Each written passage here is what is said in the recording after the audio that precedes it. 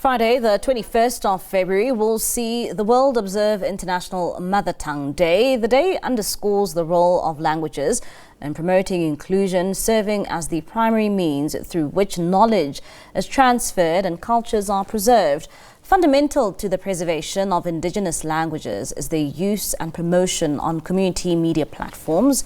And for more on this, we now speak to CEO of Media Development and Diversity Agency, Shoeshoe Qhu, and she joins us now via our video link. Shoeshoe, thank you so much for your time this evening here on SABC News. Let's start off here. Tomorrow, the world marks International Mother Language Day.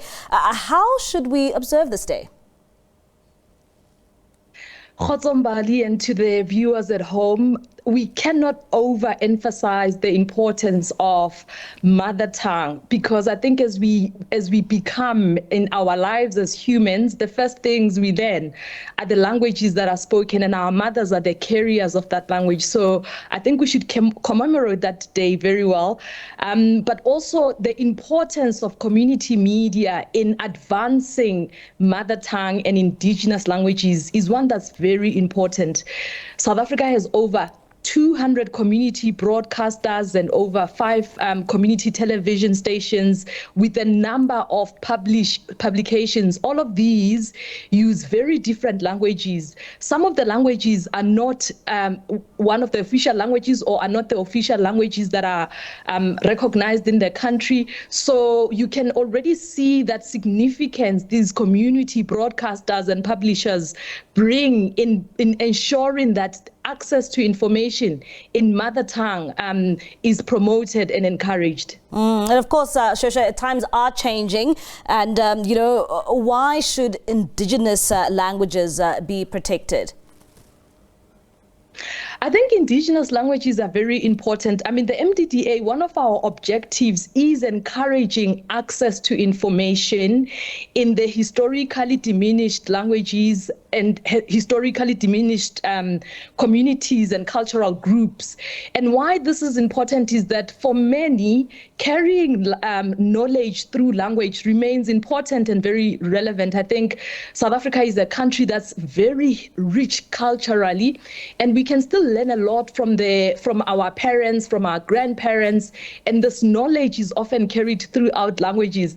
I think, yes, we are competing with a lot of the platforms which are mainly broadcasting or information shared is in English. But I think there's room still, particularly for the community radio stations, the community newspapers, as well as the community television broadcasters, including the SABC's XKFM, which broadcast in the Qhu and the Khwe language. There's so much richness and value that we can learn in that transferring of indigenous knowledge, but also just knowledge generally in a way that resonates with us as a people, with the communities that we live and come from. And what should then, Shoeshoe, be the role of community media? I mean, you are touching on that a bit when it comes to some of the radio stations available for community media. What should be the role of community media, particularly when it comes to preserving the indigenous language and ensuring that that is preserved? So I'll give you an example of a station called Sajoni CFM, which broadcasts out in the Eastern Cape, on the border of the Eastern Cape and KwaZulu-Natal. And they broadcast in the language isiMpondomise. They have opportunities for young people to go and broadcast at the station using this language, which is a language specific to that region within the country. But also they've had an opportunity for one of their interns to teach the language in another country outside of South Africa, because there's value in transferring this knowledge.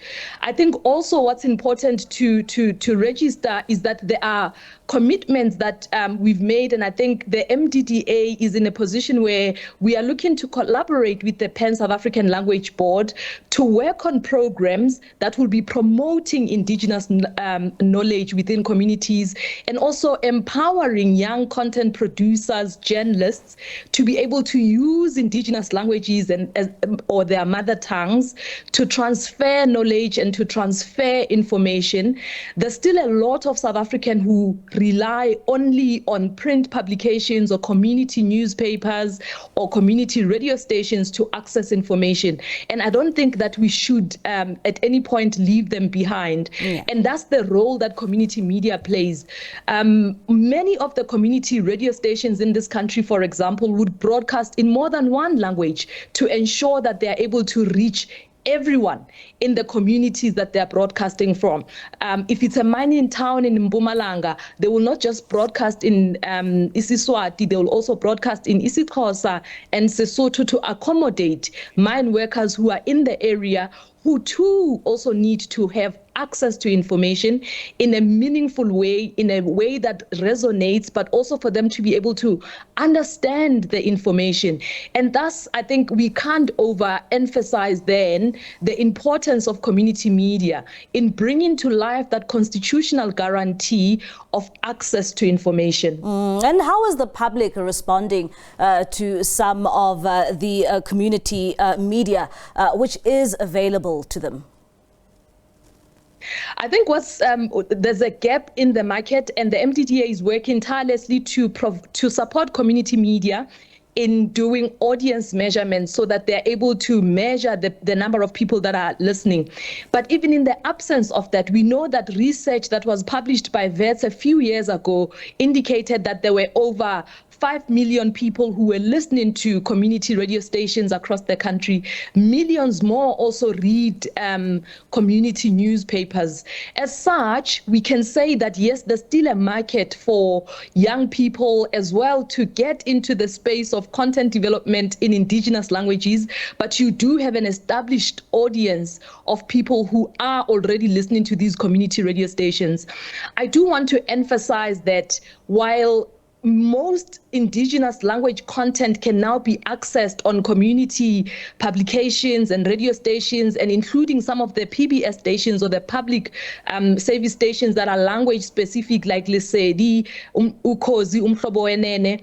There's an opportunity for young people who are content creators to also use their mother tongue to create podcasts and their vlogs using indigenous languages. And I think this will do us well in carrying knowledge and also transferring the understanding of our own heritage as a country. And I think it's something that we should absolutely be celebrating, this richness and diversity in the languages that we speak, the official, yes, but all of the other languages that are specific, or the dialects that are specific to certain regions within the country.